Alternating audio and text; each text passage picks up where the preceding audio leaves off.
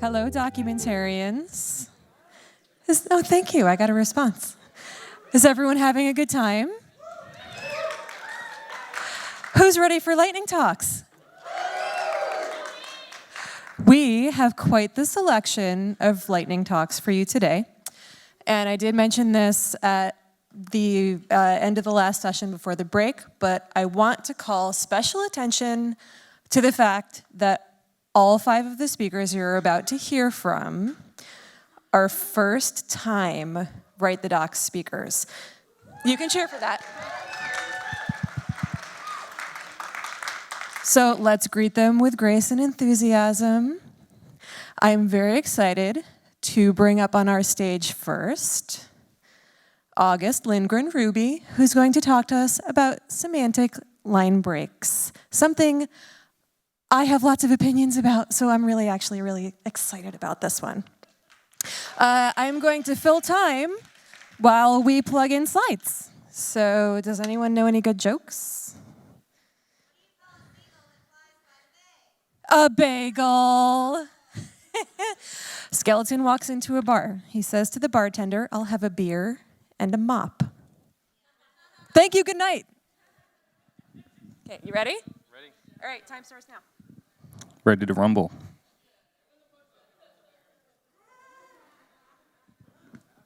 Hey, how's it going? I'm August. I'm very pleased to be here. I'm going to be here talking to you about semantic line breaks, what they are, why you might be interested in using them in your docs as code workflow, and how you can get started using them. So let's do it. Oh, first I'm going to answer a question for you so you don't have to think about it the whole time. And the answer is I'm not wearing a jumpsuit. It's just that my shirt and pants are very similar in color. So now you can focus on the talk. So I should first say this lightning talk is adapted from a specification that I didn't write. It's written by Matt, and you can check it out at SemBr.org, and you can check out Matt's site at mat.tt. The specification is summarized right here. When writing text with a compatible markup language, add a line break after each substantial unit of thought. My organization, SignalWire, I contribute to developer experience there, uses Markdown. So I'm going to be talking about Markdown, but other languages are compatible. The reason we're talking about this is that Markdown parsers and the other languages I list here don't care about single line breaks. If you need a new paragraph, I'm preaching to the choir here, but if you need a new paragraph, you need 2 line breaks. That means that what we do with single line breaks is up to us. And in most cases, we just kind of, as writers, we put them wherever we feel like, or our IDE enforces a width, or we put a whole paragraph on a line. There's not a lot of meaning contained there. So why would we put line breaks after each unit of thought? There are a couple good reasons, but the best one is has to do with version control and comparing changes that you've made to a file. This is a paragraph of text on a single line. I've added a word, and then I've done a git diff. And as far as my tool here is concerned, this is VS Code, I may as well have deleted the entire paragraph and re-added it. This is what it looks like if you've used semantic line breaks. Here's another example. In this example, my IDE is limiting the length of each line. So they're getting cut off artificially. I've edited 1 sentence here. It's a mess.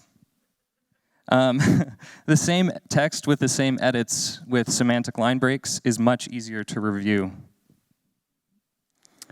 and see the changes in context. So now that I've convinced everyone in the room that you should be using semantic line breaks, you should do it. You should start. You should get your team on board. You should add it to your style guide. And you should just update every doc when you're in there editing. It might not be for you or your team. If it's not, you probably already know the reasons why. And you're like, oh yeah, that's not for me or my team. So that's fine. But you should use it anyway. I'm working on an extension for VS Code, who did not sponsor this talk. It doesn't work yet, but if you would like to follow the development, please star it on GitHub, and eventually you'll be able to lint your Markdown or other files for semantic line breaks with my extension. Thank you. You're welcome. Thank you, August. I don't have a song for August, I'm sorry. Eventually I will have slides, though. So one of the things that I also find thrilling is languages.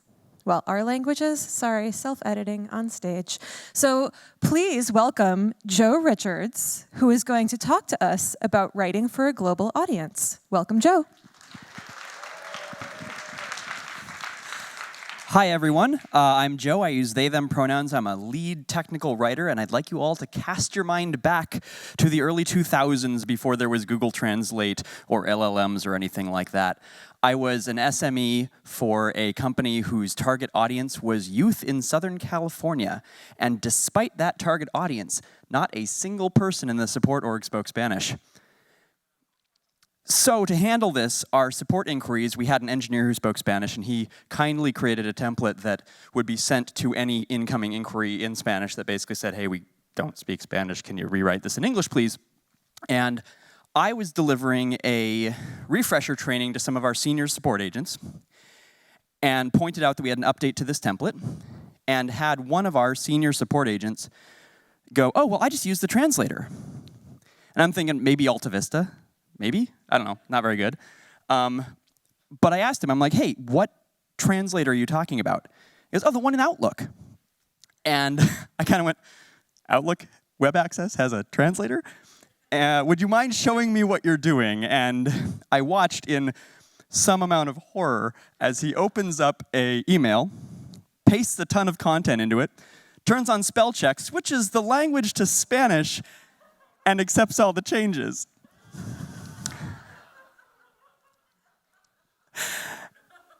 And I nobly did not die, but I calmly asked him, so if this is a translator, it should go the other way, right?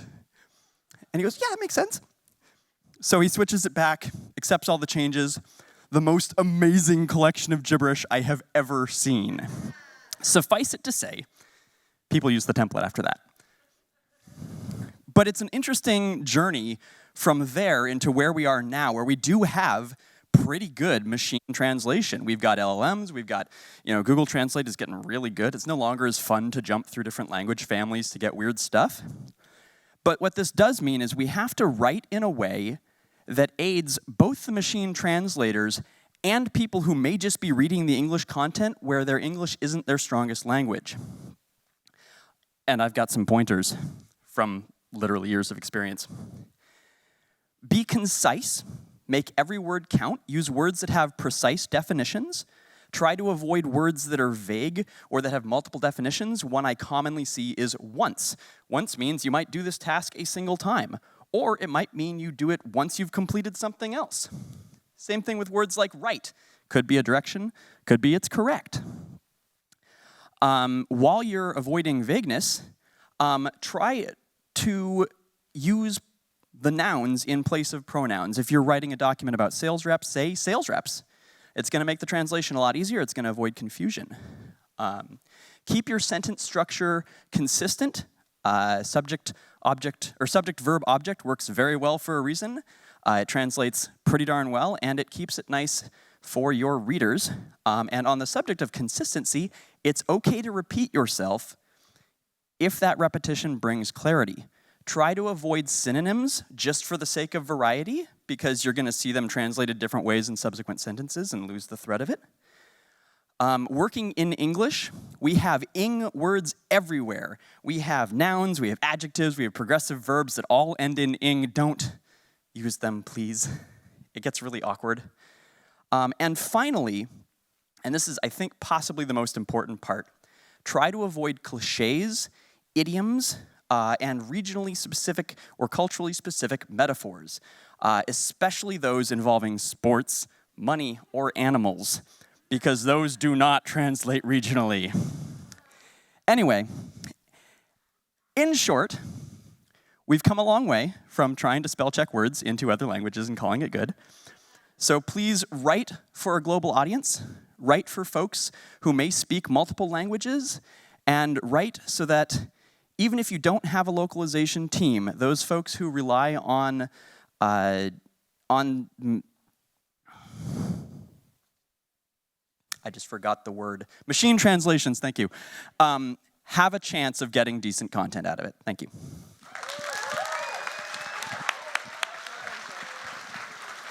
Thank you, Joe. Well done, Joe. They are amazing. I am a big fan of knee socks, personally, so I appreciate those a lot. So next up, we have Colin, who is going to talk to us about D&D. Colin? Colin? Bueller? Bueller? Do I have to tell more jokes? You know who has really good jokes? Go ahead. Joe, down in the unconf. Go ask him to tell you a joke, but not right now. Wait until these are done, and then go ask him to tell you a joke. He'll be like, what is going on? Why are all these people coming up to me and asking for jokes?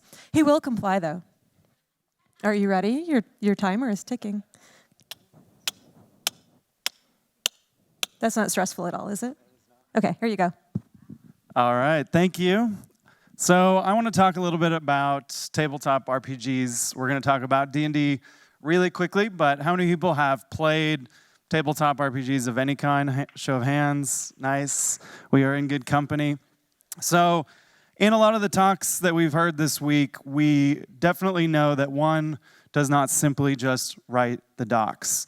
And so instead, we need to kind of go on a little bit of an adventure. And there's a lot that D&D can teach us that we can take into our day jobs as documentarians of all types. So one of the key features of any tabletop RPG is a concept called theater of the mind. So if you've ever watched someone play these games, you've probably seen little minifigures and maps and dice and things like that. But ultimately, what happens in role-playing happens in our minds. We're creating a shared world, we're creating a story, and it's very much similar to how, as documentarians, we need to go create concepts and connect things together that maybe people have never seen before and connect those to other things that they are familiar with. And so theater of the mind is building up that world, building up that story that we're all going to kind of take that journey together, take that adventure. So storytelling is going to be another big one. So traditionally in tabletop games, you have a dungeon master. We can think of ourselves as that dungeon master, the documentarian who is going to take our users or our players on this adventure and on this journey. And so we're creating a narrative adventure together. We're thinking about what do the users need to know, what do our players need to know about the things that they're encountering along the way. And with that, we have to do some world building. There's a little bit of revealed complexity involved because not everyone is starting from the same place. Are our players or our users starting at level 1, or have they been doing this for a really long time and maybe they're already familiar with some of the concepts and they're ready to jump in? What are the prerequisites? What are the things that they need? What are the tools that they need to go on their adventure? They might have to stop by the town store first, get some things that they need so they can be successful in their quest. And oftentimes when we're starting to write the docs, build a feature, whatever it might be, we see some instructions that look like this, right? We think, let's draw 2 circles, and then let's write the rest of the docs. Let's draw 2 circles, let's finish the feature, whatever that might look like. We need to think about what things do we need to tell the user in between those 2 steps, and the same is going to go as you're going on an adventure. We can't just go from leaving the town, receiving a quest, and jumping to the end just to go fight the big bad at the end, because we're not going to be successful. We're not going to be ready for that part of the journey. So in all of this, we also have to consider our team. Who are the people that we're going on the quest with? Who is, if you're thinking of yourself as the documentarian or the dungeon master, who are your stakeholders? Who are the people that you need to make sure can sign off on the things that you're working on? But also now we have to think about the players, the users. What do they need to do to get buy-in on their side? Maybe they might need to find some people with a very specific set of skills. If you're a fan of heist movies, you always have this montage of we got to go get a few people who have that very specific set of skills. And you might have a party or a fellowship that looks a little bit something more like this, where everyone is there to play their part, right? And so in that, we're all going to go on an adventure, each person playing their part.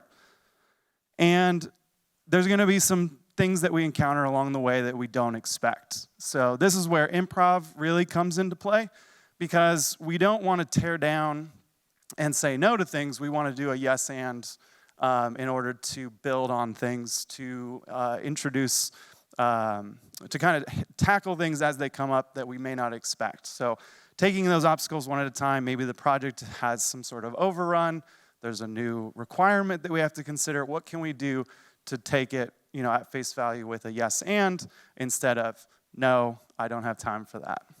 And so this is my invitation for all of you. If you've not experienced tabletop RPGs before, find one, find us in Slack. Maybe we'll put one together. But it definitely is something that you can take those skills, have some fun, and ultimately have an adventure of your own. So thank you. Nicely done. Thank you, Colin.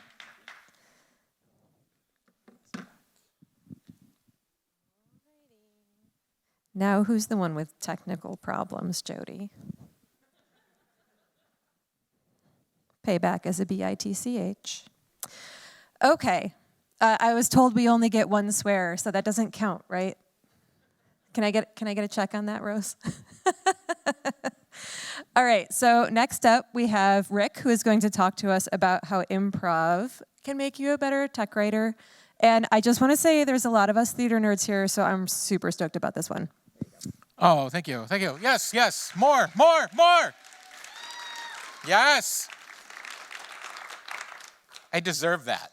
Thank you. I don't have any slides, but occasionally, as I lose my train of thought, I'm just going to call out next slide and then picture, whatever you want up there.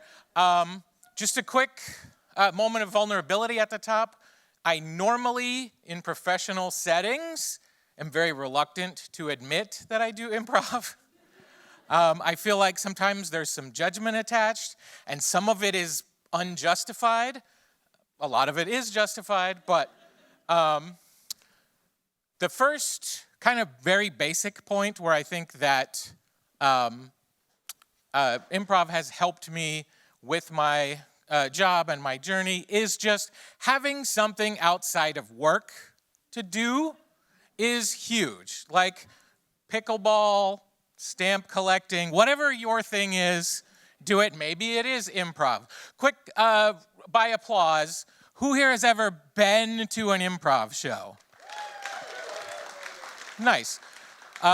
Who has been to an improv show this weekend? Yes. Me too. How many have been to 2 improv shows this weekend? Just me. Okay. But we touched on yes and in the last slide, and the only thing that I really want to say on that, because I feel like people generally know it, have heard it, have applied it.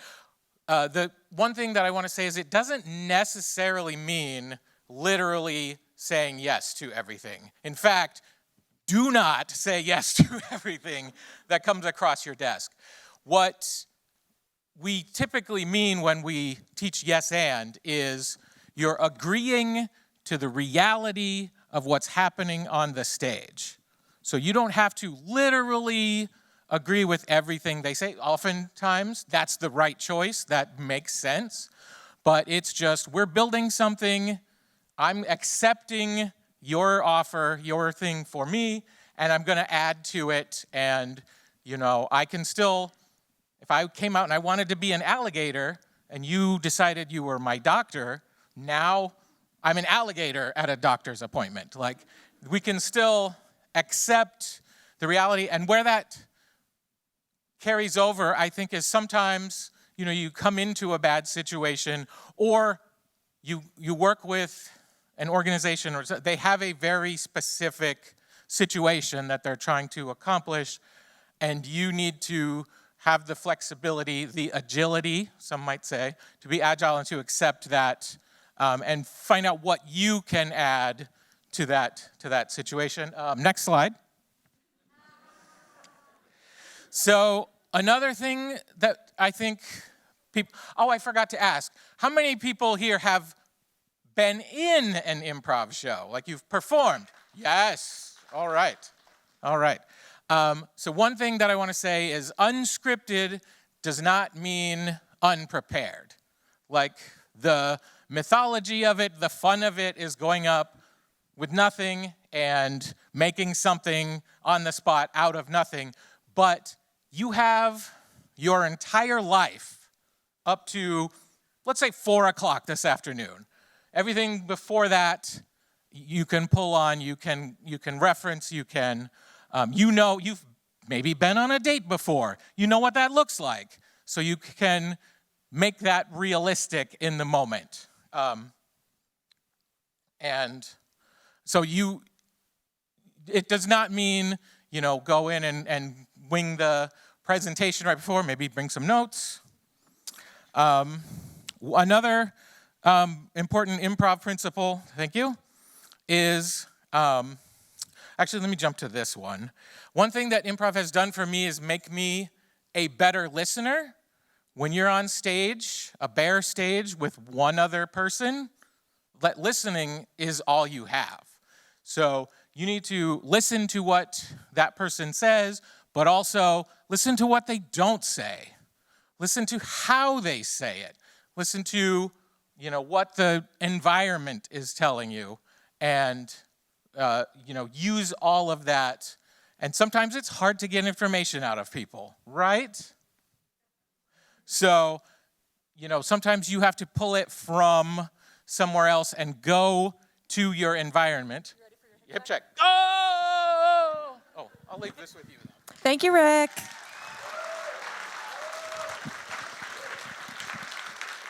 Just to be clear, I got consent first. It's very important in a trusting environment. So finally, we have, for your listening and viewing pleasure, the accidental mentor, Kim Wallace. Here you go, Kim. Hi, everybody. Oh, I should talk into this, right? I'm Kim Wallace. I am a technical writer with 2 Sigma Solutions, which is a hedge fund out of New York. Please talk to me later if you want to talk about quantitative analysis. Okay. I'm going to also start by saying that this entire talk outline has been marked by the 5 stages of grief. Thank you, Dr. Kubler-Ross, for explaining that I would go through denial, anger, bargaining, depression, and finally acceptance that I was going to be on stage. But on to the idea of becoming an accidental mentor. I don't know about y'all. How many of you think that a mentor is supposed to be more experienced than you? See a few? Some level of agreement with that phrase? Okay, I have always had that in my head. But at the age of 58, with over 30 years of technical writing experience, I have to stop and say, I might be that person. So what I need to do at this point is start thinking about how I might have been a mentor to somebody, but I did it on accident because I didn't think I was a mentor in the first place. And it occurred to me actually here at the conference, because that's where the best lightning talk ideas come from, is talking with other folks and realizing I was no longer interested per se in how I was going to get better at stuff, but I was interested in what other people were telling me about what they were doing and then asking them prompting questions along the way, ending up with, you should do a lightning talk about that.